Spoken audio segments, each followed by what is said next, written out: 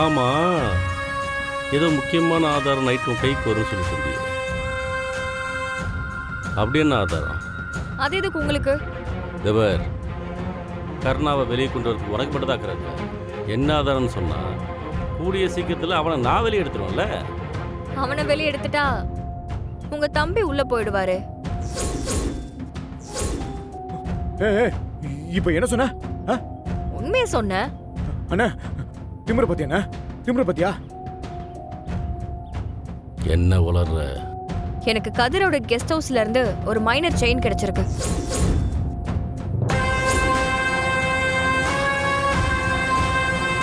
என்னது? என் செயின் தான் கழுத்துல இருக்க? நான் அது உங்க செயின்னு சொல்லவே இல்லையே.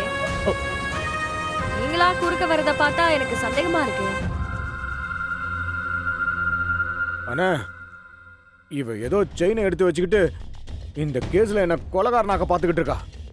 ஏய், செயின் உங்ககிட்ட இருக்குன்னா அப்ப என் கழுத்துல இருக்கிறது? அது நீங்க கொலை பண்ணதுக்கு அடுத்த நாள் ஜுவல்லரியில வாங்கினது. அதுக்கான ஆதாரமும் என்கிட்ட இருக்கு.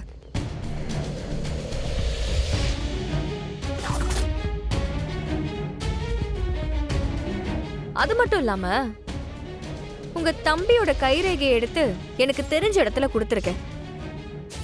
அதுல வர கைரேகையும் கதிர் உடம்புல இருந்த கைரேகையும் மேட்ச் ஆயிருச்சுன்னா நாளைக்கே உங்க தம்பி திவாகர கோர்ட்ல குற்றவாளின்னு நிரூபிச்சு உள்ள தள்ளிடுவேன். ஏய், நீ யார்கிட்ட பேசிருக்கன்னு தெரியுதா? ஒழுங்கு மரியாதையா செயின் ஆகிட்டு கொடுத்துரு. நீங்க என்ன பண்ணாலும் சரி, அந்த செயினை நான் கொடுக்க மாட்டேன். எதனாலும் கைரேகை ரிசல்ட் வரட்டும், கோர்ட்ல பாத்துக்கலாம். சரி, உனக்கு என்ன வேணும் சொல்லு, நான் பண்ணித்தரேன். ஆனா என் தம்பியை மட்டும் இதில் விட்டுரு. உங்க தம்பி ஜெயிலுக்கு போக கூடாதுன்னு நினைச்சீங்கன்னா நான் கேட்குற 2 விஷயத்தை நீங்க பண்ணி கொடுக்கணும். சரி சொல்லு.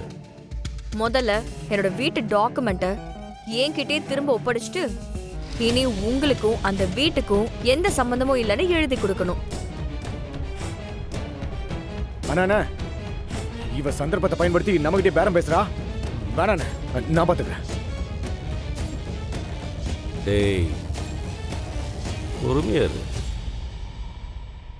ரெண்டாவது, இப்போ கர்ணா ஜெயில இருக்கிறது மாதிரி உங்க தம்பி ஜெயில இருந்தா எவ்வளவு செலவு பண்ணி அவரை வெளியே எடுப்பீங்களோ அதே மாதிரி இப்போ கர்ணாவுக்கு செலவு பண்ணி அவனை வெளியே கொண்டு வரணும். இது 2ஐயும் நீங்க பண்ணீங்கன்னா நான் உங்க தம்பியை ஜெயிலுக்கு அனுப்பாம இருக்க ஹெல்ப் பண்றேன். ஏய், என்ன விளையாடுறியா? நீ கேட்குற 2க்கு எவ்வளோ செலவாகும் தெரியுமா? உங்க தம்பியோட வாழ்க்கையே இப்போ என் கையில தான் இருக்கு. இப்போ நான் கேட்ட 2 விஷயத்தையும் நீங்க பண்ணி கொடுக்கலனா உங்க ஆசை தம்பி மினிமம் ஒரு 15ல இருந்து 20 வருஷம் ஜெயிலுக்குள்ள களி தின்னுவாரு. அதுக்கப்புறம் உங்க அரசியல் வாழ்க்கை என்ன ஆகும்னு யோசிச்சு பாருங்க. அதுக்கப்புறம் உங்களை நம்பி மக்கள் எப்படி ஓட்டு போடுவாங்க?